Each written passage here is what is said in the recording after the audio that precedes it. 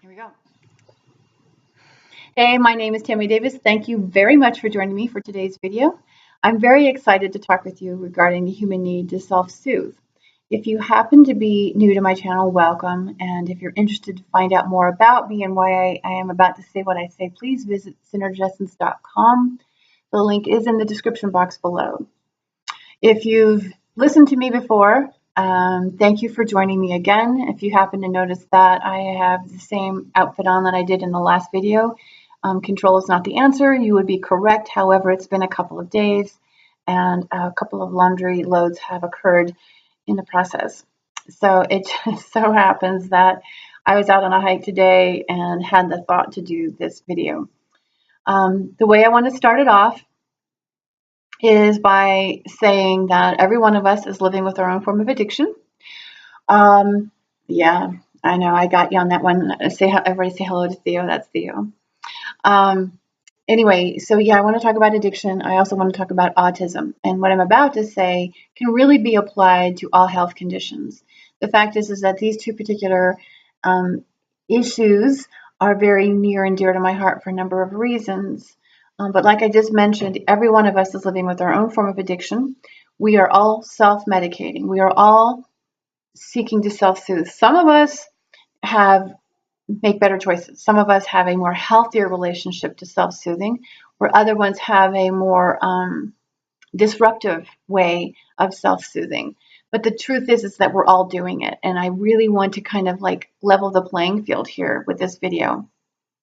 And the reason why, again, is because the stigma around addiction and the cultural or I don't know if it's cultural, but there's just a lot of upheaval when you get involved, when you're around somebody with a child with autism, and I don't know, it's a very difficult one to explain. I do recognize there's a lot of families, there's a lot of activism involved in creating acceptance and awareness. And so maybe that's in part what this is. But the other day I saw, there's new statistics, 1 in 59 people are currently being diagnosed with it. It keeps getting, the ratio keeps getting smaller. And so that's another reason why I want to do this video. And because with 30 years of research and really wanting to get to the underlying reason for the decline in health, I really have set out to get to understand what nature is about and what is going on. Because the fact is that nature moves. There's a flow to it. There's an unstoppable force that just happens without the need for human involvement. And a really good example that I like to use is around the time of the Black Plague, which was the early 1300s, where about 70 million people died. And then during the Human Genome Project, but yet not everybody did. Okay, before I go any further, not everybody did. Clearly not everybody did, because we're sitting here. But on that note, through the Human Genome Project, they were able to identify an imprint that occurred to the immune system. And that particular change in the immune system altered the chemistry of the body and created a protection so that the rest of the species could continue on. Otherwise, we were on our way out. And I find that significant because there were no vaccinations. Man didn't have to come in and do anything. Nature took care of itself. And I find that phenomenal. Now, since that time, we've had a lot of, the introduction of a lot of technology, whether it be medications and food additives. And again, if you haven't watched the last video, there's 45 million chemicals currently being used around the world. And those chemicals are affecting us at the cellular level, especially if they're lipophilic. And I don't know how many of those are considered lipophilic, but I know there's a lot. There's at least 70,000 that have been registered to affect the human hormonal system. So, and the reason I'm saying lipophilic is because lipophilic chemicals are signaling molecules in the human body. Hormones are lipophilic chemicals, as are essential oils. And this is a good reason why I advocate for essential oils, because they actually have the ability to stabilize the system, even in the presence of environmental chemicals. Just yesterday, somebody said to me, well, with all these chemicals, and what's the sense? And I said, because nature has its way. And, we may have been able to overcome the Black Plague without any, assistance. But let me just say this much. The poem Ring Around the Rosie, well, that's because that came out at that time because the people picking roses are the people that survived. So there you go. There's a really good example of how plants could have potentially helped make those changes. So on that note, back to what I was talking about. So these changes that are occurring, we have, again, first of all, we have a really bad, when I say the word addiction, we kind of get, ugh, I don't have an addiction. I'm going to show you why. You have one in just a moment. We talk about autism. We don't really know what it is. We consider it a disorder. A developmental disorder is how it's labeled. When we hear the word stress, we immediately jump to mental and emotional stress. But keep in mind, the stress that that's impacting us is all over the place. It's not just mental and emotional stress. And stress, truthfully, is a protection mechanism. And that protection mechanism kicks us into survival mode. And when we are constantly being inundated with chemicals from all around us, we are basically in chronic survival mode. And what that means is the chemistry is altered. How it changes in one individual is how it changes in one individual. It's difficult to predict how anybody is going to respond because all of our genomes are different. They're not the same. If they were, we would all be the same. So there's differences within the genome, and how we react to the environment is going to be ours. It's going to be our reaction. And ultimately what happens is this creates a lot of discomfort. There's a lot of agitation. I mean, a lot of sensitivity to light, sound, smell. And here's an interesting thing. The nose is an extension of the brain. And when we don't even have to smell. There does not have to be an aroma present for us to be impacted by the chemicals in the air that we're inhaling. Okay, and so there's potentially, or there could be an aroma that could trigger an anxiety, or there could be something. You see, we're so used to saying that these fragrances will cause allergic reactions, but possibly the allergic reaction is agitation. Keep in mind, anti-anxiety medications can be antihistamines, so it could be an agitation. Histamine has a number of roles in the body. So it's really, really difficult to tell which chemical is actually causing. These are all speculative when they try to target very specific chemicals. If the medication works, then they may be onto something. But ultimately, the human body only has so many chemicals in it, and they each have their different roles. And when we try to control it over here, but it has roles over here, we're causing a change over here. And so this is why I say when we seek to control one thing, we have to, there's going to be more need to control because we're going to throw the system out. There again, another reason why essential oils are very beneficial because they actually help to stabilize the reaction of the body. Nonetheless, like I said, every one of us is dealing with an addiction of some sort. How we manage that addiction really depends on, again, our choices. And our choices really reflect how it's a psychological reflection as to how I want to say that.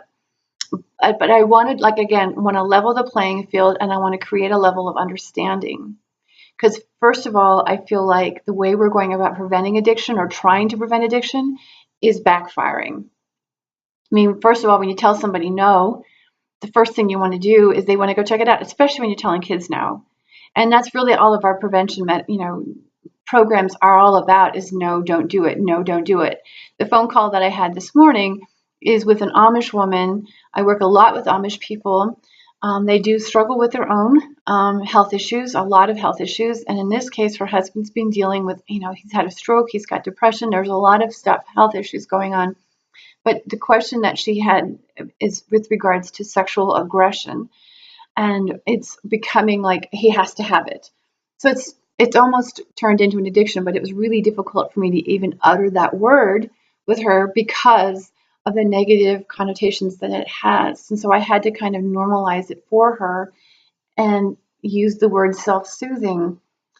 But her statement to me was She doesn't feel right telling him no for a number of reasons.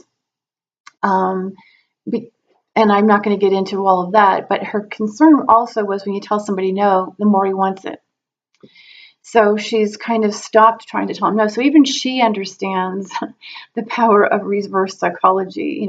She's kind of like succumbing to his wishes and trying to like lessen the aggressiveness that has been occurring. And so I am going to start helping them in that area. But I just shared that little bit with you because when we seek to try to prevent something and we go from it, we come at it from the idea of no, don't do it, we're actually creating more of an interest, or at least a curiosity.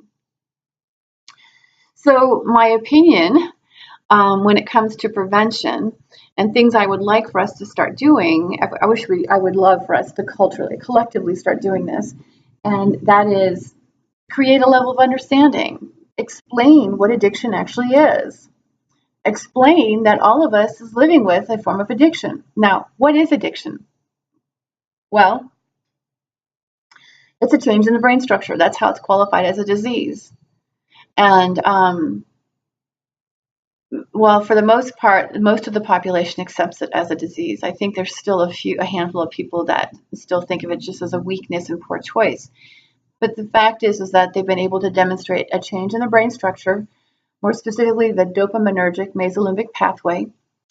And when that change occurs, and they've identified a number of substances that change that structure, the classification of addiction is established. Okay? But here's an interesting fact. Besides illicit drugs, and there's only a few. There's not a lot. I mean, at first, there's only like maybe that I can think of, like 2, 3, possibly 4 drugs that don't make that change. But for the most part, the rest of them do. Cocaine does.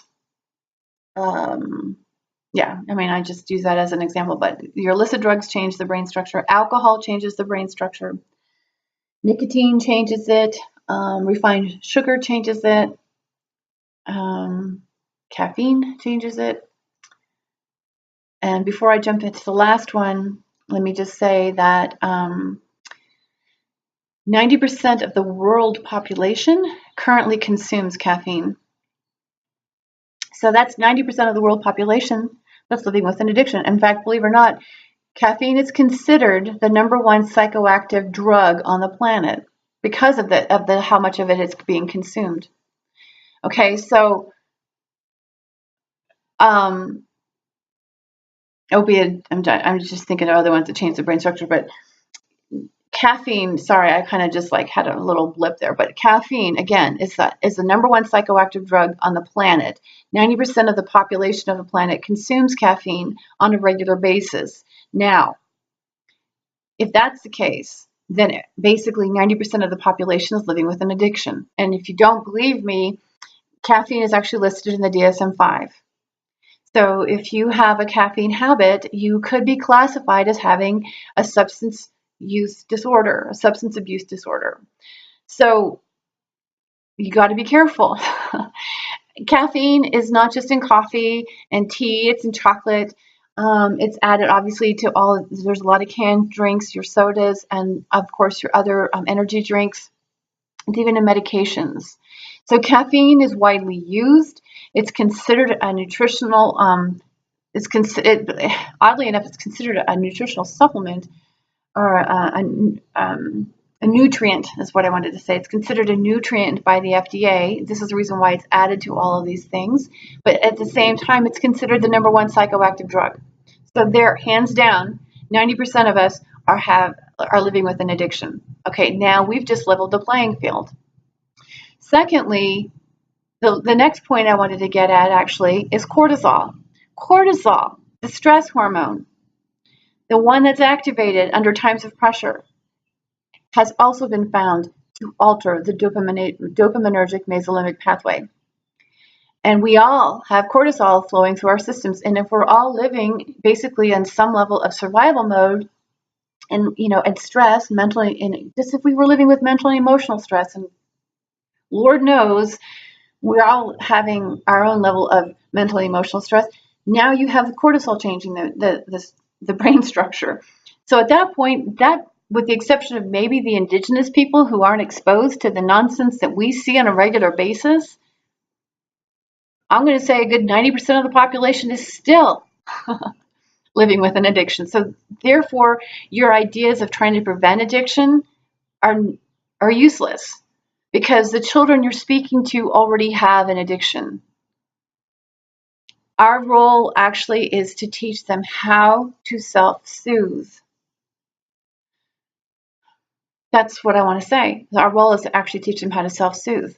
Now, for those people who are living with an addiction and their addictions involve harmful behaviors and harmful substances,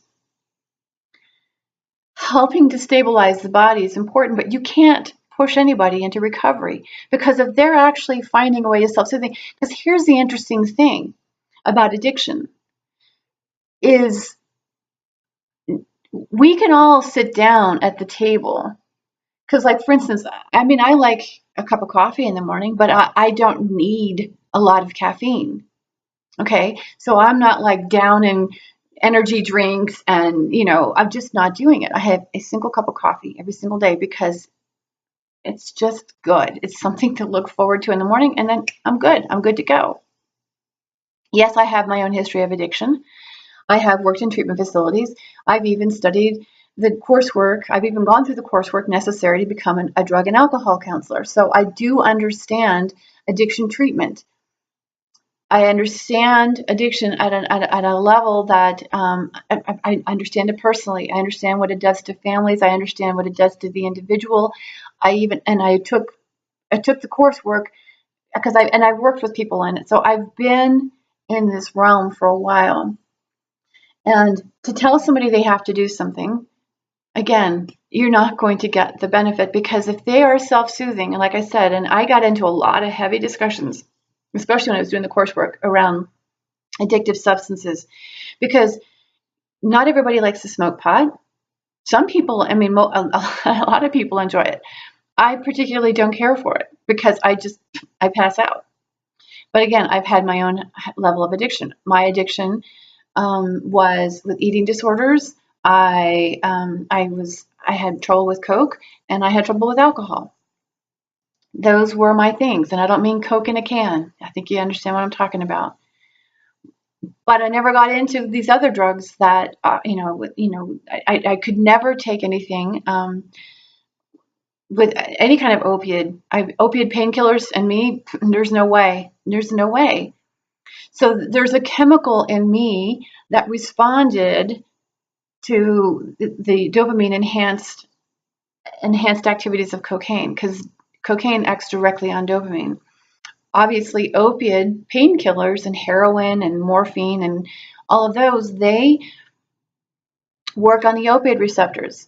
The opioid receptors only came into existence 100,000 years ago, and approximately 100,000 years ago, and the evolution of these receptors has really been involved with more than just pain relief. They help stimulate the sense of bliss, and they are actually part of social bonding, as is oxytocin, which we stimulate oxytocin through touch, which would answer a lot about sexual addiction. Okay, yes, it does factor into the dopamine, because keep in mind, the chemistry all works together. It's not just like we're just affecting one chemical. Okay, my choice of Coke and alcohol was because the alcohol actually affects the GABA receptors, and it actually helps to soothe the body. I happened to grow up in an area that was heavy metals. And the thing is and I understand this now chemically, but I didn't understand it then. But now that I realize what I was doing, it makes a lot of sense. Heavy metals actually increase the oxidation of dopamine in the brain, which so you actually have, you need more stimulation. At the same time, glutamate is also involved in and the reason dopamine gets oxidized in the presence of heavy metals is because the combination of that glutamate and the oxidized dopamine store heavy metals in the brain. That's what the substantia nigra is for, is actually storing heavy metals. This is where Alzheimer's and Parkinson's comes into existence, and I have both of them in my family. That said, glutamate is required for the production of glutathione. Glutathione is the antioxidant that actually stops the oxidation of dopamine. Not to mention the fact glutamate also is responsible in the production. It gets converted into GABA as well, which is self-soothing. So can you see the alchemical balance that I was trying to create there unknowingly? Um, you know, so that said, it's we can talk about all these addictive substances, but not everybody reacts to them the same way. Same thing goes for cigarettes. I never wanted to smoke a cigarette. Other people, I've got one of my kids has a hard time. He's hooked on cigarettes. So again, it depends on the individual genome and what chemicals we are unknowingly trying to stabilize. Again, our choices may not be the most beneficial. They may be harmful. So when you're trying to work with somebody, or you are in the face of somebody who's looking at and dealing with harmful behaviors and choices, insisting that they go to recovery, walking around calling yourself a badass because you're in recovery and you're trying. Ego isn't going to encourage anybody to step into recovery. It's going to actually create more of a resistance. Like they say, you can lead a horse to water, right? So the whole idea, again, with recovery is maybe recovery should be more about creating understanding from like, we really get it, and helping people transfer their addiction, helping them find ways, actually encouraging them to get, maybe, I get what you're doing here, but maybe we can find something else. Maybe I can help you find something else that would be more beneficial for you. Because we want you around, not shaming and blaming. I actually lost my entire family, and I don't mean to death. My entire immediate and extended family no longer talks to me because of my past history. And so I'm very adamant about helping people come to a level of understanding, because I know what it feels like to lose something like that. As far as the eating disorders are concerned, that was more about numbing, and this kind of leads into, autism and hypersensitivity.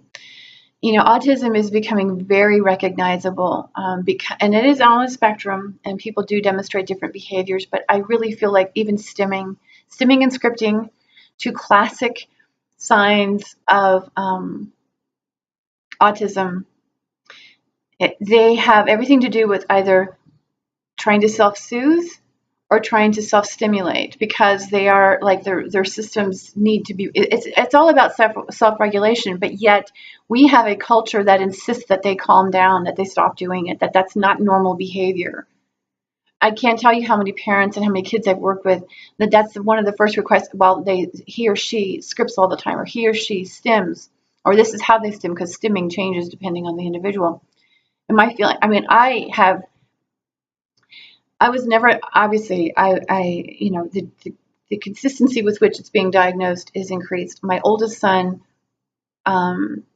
who is, oh my gosh, he's 33, he's going to be 34 in a couple of months, was never diagnosed with autism, but he demonstrates all of it. He was actually considered learning disabled. So he was classified at least learning disabled, but he demonstrates a lot of the behaviors that would be symptomatic to or linked to autism.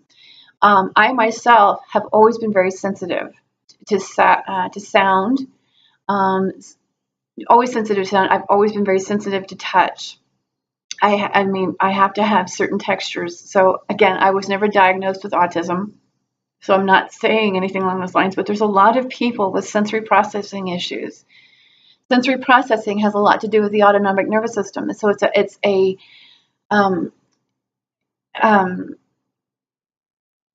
hypersensitivity. And then in my case, I just didn't know what to do with all the emotions. I was so, I didn't know what to do. I had a high level of anxiety. I've been telling people for my entire life, I was born anxious. I had severe digestive problems when I was a child. I can still go into having digestive issues. just because of the work that I do doesn't make me immune to what's going on. It just makes me, I'm aware of what's going on. I consider myself my own test monkey. Everything that I talk about, I do myself. I've applied with other people. And so when it comes to hypersensitivity to the world, and I didn't know what to do with all of it, and again, it was all about control. I didn't know what to do, how to control myself. I got heavily involved in eating disorders. Now, I had a lot of stressful events in my life, emotionally stressful events. My youngest sister had a lot of heart issues, heart and lung issues, that when I was still in junior high school, she went into heart failure. She ended up dying when I was 18 years of age. So I just didn't know what to do with all of it, because I grew up in such a disconnected family. Because again, keep in mind,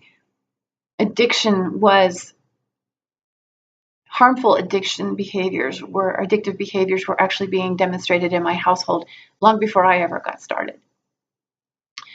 And so the emotional dysfunction, the emotional disconnection, left me floundering. I didn't know what to do with all of it. And that stress ultimately led me to eating disorders. And that took me the longest to recover. That is actually a form of addiction as well. So, because it's all about control and so forth. And it is about self-regulating, self-soothing. It all comes down to the same thing. And what I find very interesting is another new client I just picked up over the weekend, 20 years old. I'm just sharing this with you. She clearly has had a life of hypersensitivity to external things, the way people feel. And she's very emotionally in touch. She's a very emotionally sensitive person. She was very close to an auntie who passed away in the fall with cancer. Then she lost her younger sister, in February of this year, and ended up in the hospital. She started to decline when her aunt passed away, and then becomes even more so, had lost so much weight due to anorexic behavior that she ended up in a hospital. And while in the hospital, she learned of a trick that some of the girls were doing, which was to swallow a spoon so that they didn't have to eat for a few days. Now, I worked in facilities with eating disorders, and the lengths that people go to avoid eating, it's unbelievable. And swallowing a spoon, that was the first. That was an absolute first. And one of the girls ended up having to have surgery to have it removed. The girl that I'm starting to work with now, she has kind of reclaimed her ability to eat. She's eating, but she's also extraordinarily medicated. And so we're going to help stabilize and kind of wake her up a little bit, because her mother says she's basically like in a shell. Nonetheless, this young woman did, in fact, swallow the spoon, but fortunately she didn't require surgery. Now, the challenge that I face with that, even sharing any of that, is the judgment. And I think that that's the biggest thing that stands on our way of ever accepting and experiencing, the best health and wellness that we could possibly experience, is the judgment about what's good and what's not, what's good and what's bad. Pardon me, I have an itchy nose. And I think it's really time to eliminate the judgment. That's the reason why I say I'm wanting to level the playing field here. Because there's not about good or bad. It's just an alteration in the chemistry. And even with autism, they call it a developmental disability. They say there's a change in the brain, okay? There's different activity levels. There's a heightened sense of activity in the brain. Well, that's okay. I mean, that's just the way the chemistry is flowing. That's indicative of the chemistry in the body fluctuating in response to the environment. I know there's a lot of pointing fingers and blaming, but we've got to stop it. Because the fact is that it's more to do than just with one single thing. It's the collective. It's everything that we're facing. And if we level the playing field and create a level and point of understanding that Everyone basically is living with their own form of addiction. We're all doing what we can to self-soothe. Yes, some people make healthier choices. Some people read and they garden and they hike and they, do yoga. They they paint, they sculpt. There's a whole host of things that we can do. Play guitar that to help us self-soothe. One of the things that I used to do, and I still like to do it, is I'll just sit and rock. I don't do it around many people. You know why? Because people go, that looks really weird. What's wrong with you? So this is another reason why I relate to autism. Besides having worked with it, it's just people are doing what they can do to be a part of this world. We all have to exist in this world together, and we create a level of understanding and just say, we can't prevent addiction. It's already a part of our life. It's already part of our existence. So let's prevent harmful choices. How can we promote safer choices? Maybe in part it's creating our own level and actually modeling, not judging addiction as bad and weak and, oh, you're going to be a bad person if you make that decision. Understand that, again, when I talk about, the different chemicals and the different substances that people choose, these drugs and alcohol and all of these, they affect, cigarettes affect the nicotinic receptors. That's acetylcholine. Okay. Sex addiction involves the release of oxytocin. That's an entirely different chemical. You got your opiate painkillers. Those are affecting the opiate receptors. Okay. Alcohol is affecting the GABA receptors. So what our choices are based on what our body's needs are. And if we can come at it from that level of understanding, then we can potentially prevent harmful choices. And then for the fact that people who are making the harmful choices, we can help them take those harmful choices. And it does take some getting over because they're hard. It's not an easy habit to break, but it is possible. And it's possible, in my belief, more from understanding, not from ego challenges. And as far as autism is concerned, I think we just need to learn to accept it, that this is just the way the brain is firing. What I find fascinating is there's a FOXP2 gene, and I will share this with you before I close. The FOXP2 gene is responsible for speech and language. It's also considered a transcription factor. What that means is it regulates the neurochemistry. So in the human species, is the only any animal that makes an audible sound has a FOXP2 gene. Just depends on what sounds they're making, whether they're making verbal words or if they're just making sounds. But the fact is we all of us animals have these FOXP2 genes.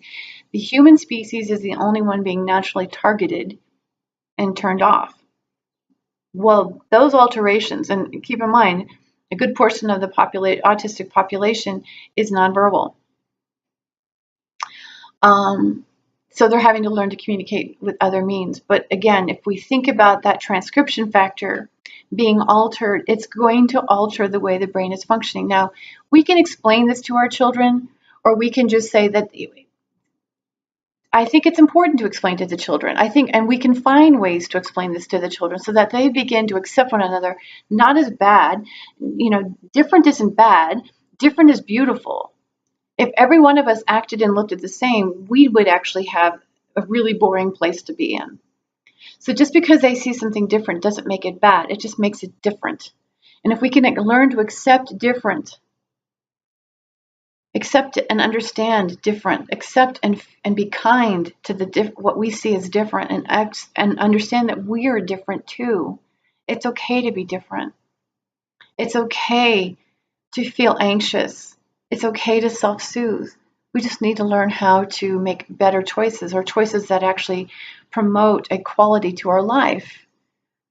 We're all not, none of us are going to get out of here alive, right? But in the meantime, we can help stabilize the system that is trying very, very hard to keep us alive based on the environment that we live in. So I would love to hear from you. Please share, subscribe, comment, email me, whatever you need. You're welcome to follow me on Twitter and Instagram at Tammy Davis 8 on both. And I'm very anxious to speak with you, anxious in a good way. Excited might be a better way to say it. But I look forward to chatting with you, hearing what you have to say. If you like what I have to say, thank you. If you don't like what I have to say, that's okay. Thank you. Your input is important.